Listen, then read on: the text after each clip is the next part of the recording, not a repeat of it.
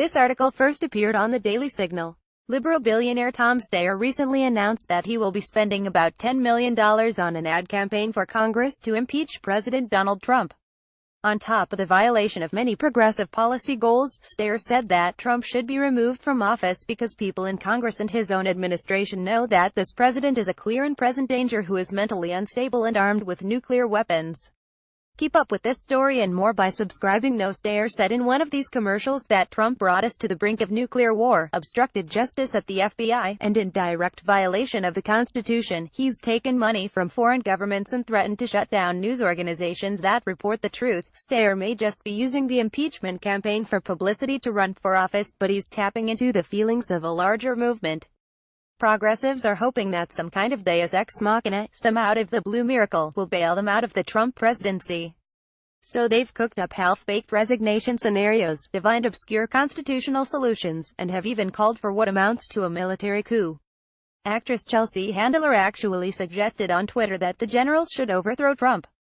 To all the generals surrounding our idiotinship, the longer you wait to remove him, the longer her name will appear negatively in history.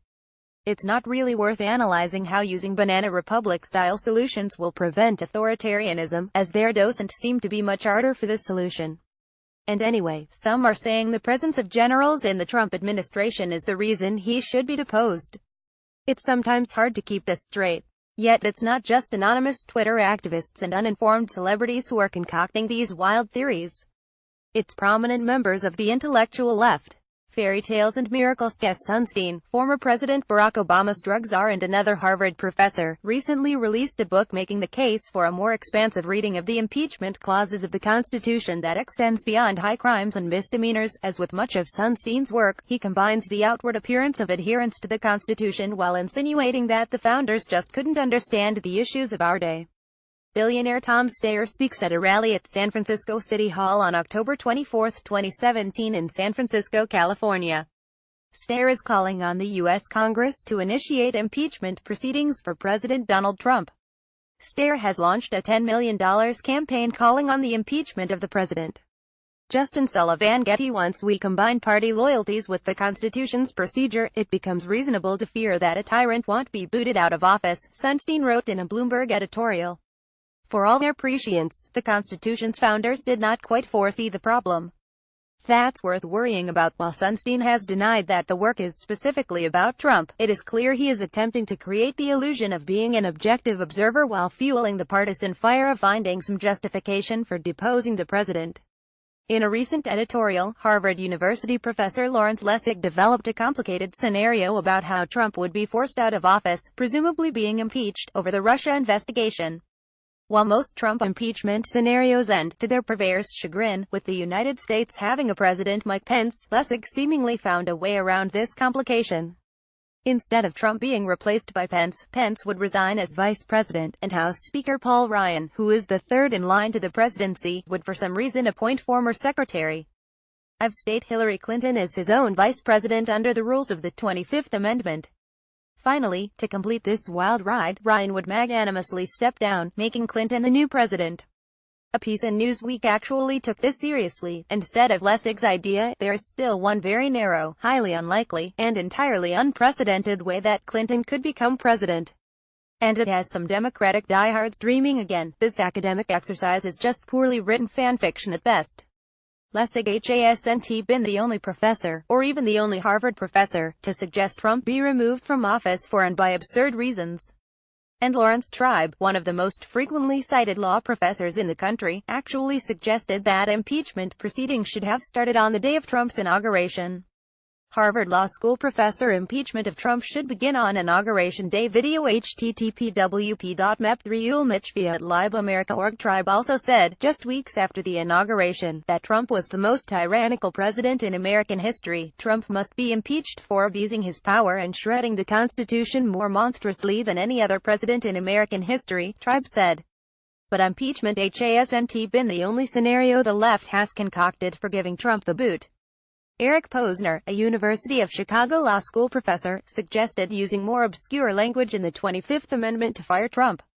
The Constitution allows the cabinet, with the approval of Congress, to elect to remove the president from official capacity if he is unable to discharge the powers and duties of his office. This process would require a two-thirds approval from Congress, the same vote count for impeachment. This would certainly be an extreme move, using the language of a law that has never been tested. As Chris Geidner wrote for BuzzFeed, should any vice president actually invoke Section 4 of the 25th Amendment, he or she would be the first, and in taking that unprecedented step, that vice president would answer for the first time one of America's still largely unanswered questions. So you're saying there's a chance? Not really. Congress certainly has the power to remove the president under Article 1, Section 3 of the Constitution. What constitutes high crimes and misdemeanors under this law has never been established, but many have suggested that the definition is quite broad. So, ultimately, the issue boils down to the simple political willingness of members of Congress to carry out the act, and how convinced the public is of both the seriousness of the charges and the urgency of the need to remove the commander-in-chief. This move to impeach would be untrodden ground in the history of our republic. Only two presidents, Andrew Johnson and Bill Clinton, have been impeached, and they were never convicted, so they stayed in office. Johnson was charged with violating the Tenure of Office Act, but escaped impeachment by one vote. While Johnson was generally considered a poor president who warred with his own party and made numerous missteps in dealing with Reconstruction following the Civil War, there was still trepidation over taking such an extreme approach. The Tenure of Office Act was later declared unconstitutional by the Supreme Court, but there were at least serious questions at the time about whether the president had done something illegal. In the 1990s, Clinton was charged with lying under oath and obstructing justice, serious accusations that nevertheless ended in acquittal, even with Republican majorities in Congress.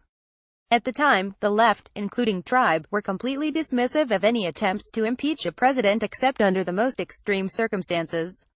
Today's calls for Trump's removal have had scant justification, beyond the simple dislike of the president's attitude, behavior, and policies. While it is technically possible to remove a president on even these grounds, it would be a hard sell to the American people unless there is a more concrete charge of criminal behavior. This is a fairly high bar, and with Republican majorities in both houses of Congress, it seems unlikely impeachment would ever succeed. But that doesn't stop the left from looking for some way, anyway, to depose the constitutionally elected president. If progressives really want to boot Trump, they should try the more traditional method: win elections. It's not a stretch to say that impeachment hysteria isn't helping on that front. Jarrett Stepman is an editor for the Daily Signal.